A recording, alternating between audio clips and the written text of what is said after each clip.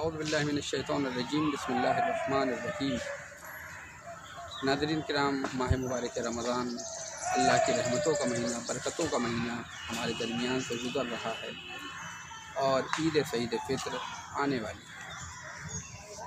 جس کی مبارکباد آپ تمام عالم اسلام، تمام مسلمانوں، تمام فرزندان توحید کی خدمت میں پیش کرتا ہوں۔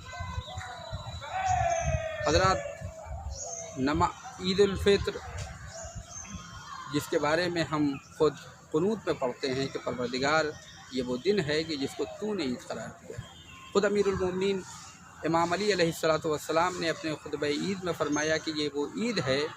کہ جس کو اللہ نے مسلمانوں کے لیے عید کا دن قرار دیا ہے۔ لہذا جب اللہ نے کسی چیز کو عید کا دن قرار دیا ہے تو اب بندے کو کوئی اختیار نہیں کہ ہم اسے مانیں یا نہ مانیں۔ جب اللہ نے کہہ دیا ہے تو اب بندے کے اوپر ہے کہ وہ اطاعت کرے اور اس کو چاہیے کہ وہ عید منائے، جو بھی صورتحال۔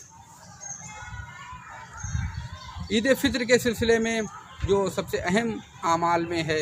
وہ زکوٰۃ فطرہ ہے۔ زکوٰۃ فطرہ جس کے مستحقین قرآن مجید میں اور احکام میں ہے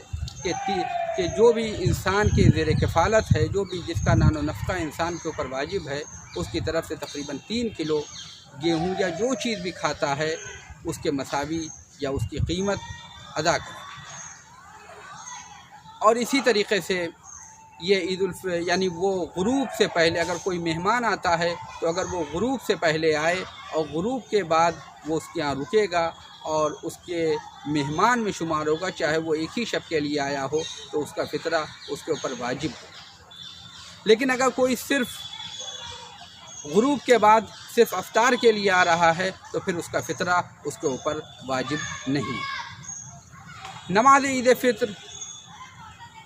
دوسرے دن یعنی روز عید نماز عید فطر ہے، جو طلوع آفتاب سے ظہر تک پڑھنے کا وقت ہے۔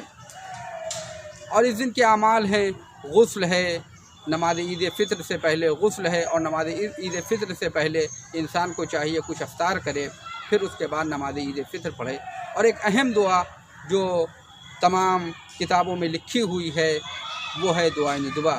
کہ روز جمعہ اور نماز عیدین اور عید غدیر کے دن یہ دعا پڑھی جاتی ہے۔ لہذا مومنین کرام چونکہ گھر میں ہیں، لہذا عید فطر کے دن دعائے ندوہ بھی پڑھیں تاکہ اپنے آقا و مولا امام زمانہ کو یاد کر سکیں۔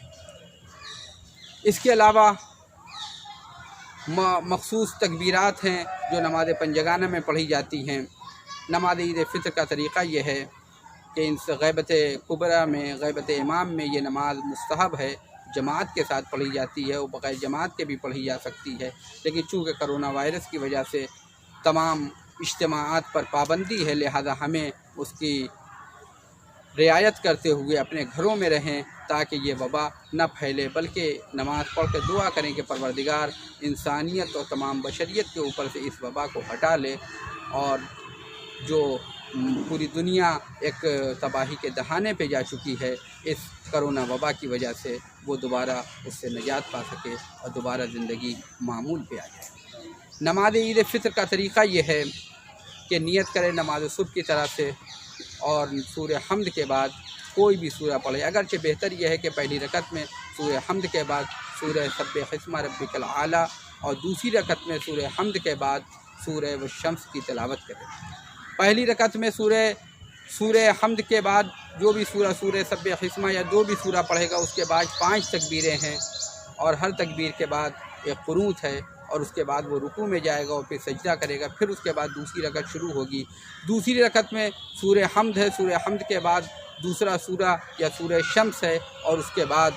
4 تکبیریں ہیں، اور ہر تکبیر کے بعد وہ دعائے قنوت ہے مخصوص جو پڑھی جاتی ہے۔ اور اگر وہ مخصوص دعا نہ یاد ہو تو جو بھی دعا پڑھ سکتا ہے وہ انسان وہ دعا پڑھے،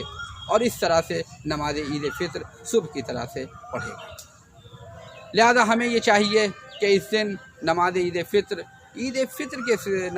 فطر پڑھیں، گھروں میں رہیں، لیکن یاد رکھیں امیر المومنین علی علیہ الصلوۃ والسلام کی مشہور و معروف حدیث ہے، کل یوم لا یصلی فیہ فہو عید، جس دن بھی اللہ کی نافرمانی نہ ہو، جس دن بھی اللہ کا گناہ نہ ہو، وہ دن ہمارے لیے عید کا دن ہے۔ عید کا دن گناہوں کی طرف جانے کا دن نہیں ہے، بلکہ عید کا دن انسان کو گناہوں سے دور رکھنے کا دن ہے۔ عید اس کی ہے جس کے روزے قبول ہو جائیں، عید اس کی ہے جس کو معاف کر دیا جائے، عید اس کی ہے